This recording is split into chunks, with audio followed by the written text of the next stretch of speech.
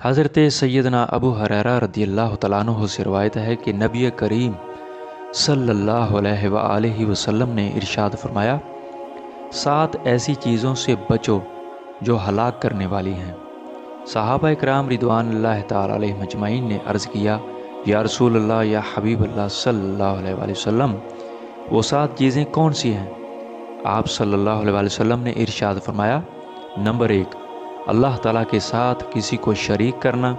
Number 2، جادو کرنا۔ Number 3، ایسی جان کو ناحق مار ڈالنا جس کا مارنا اللہ تعالیٰ نے حرام فرما دیا۔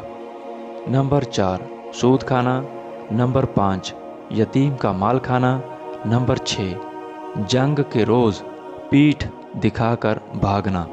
نمبر 7، پاک دامن مسلمان عورتوں پر تہمت لگانا۔ 7 چیزیں ایسی ہیں جو زندگی میں خوشحالی کا باعث بنتی ہیں۔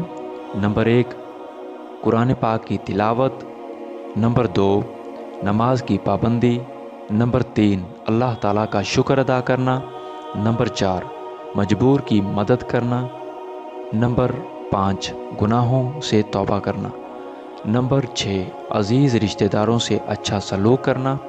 نمبر 7، صبح کے وقت سورۃ یاسین اور شام کے وقت سورۃ واقعہ کی تلاوت کرنا۔ 7 چیزیں ایسی ہیں جو انسان کے مرنے کے بعد قبر میں اس کے کام آئیں گی۔ نمبر 1، کسی کو علم سکھانا۔ نمبر 2، مسجد بنوانا۔ نمبر 3، کنواں کھدوانا۔ نمبر 4، نہر جاری کروانا۔ نمبر 5، وراثت میں پڑھنے کے لیے قرآن پاک چھوڑنا۔ نمبر 6، درخت لگانا۔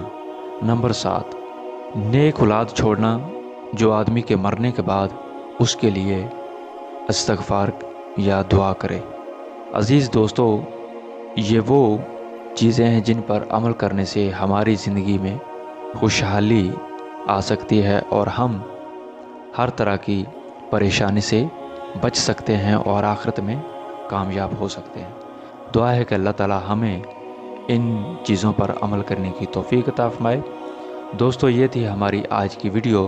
ملتے ہیں پھر کسی نئی ویڈیو کے ساتھ۔ اپنے دوست محمد شفیق کو اجازت دیجیے۔ اللہ حافظ۔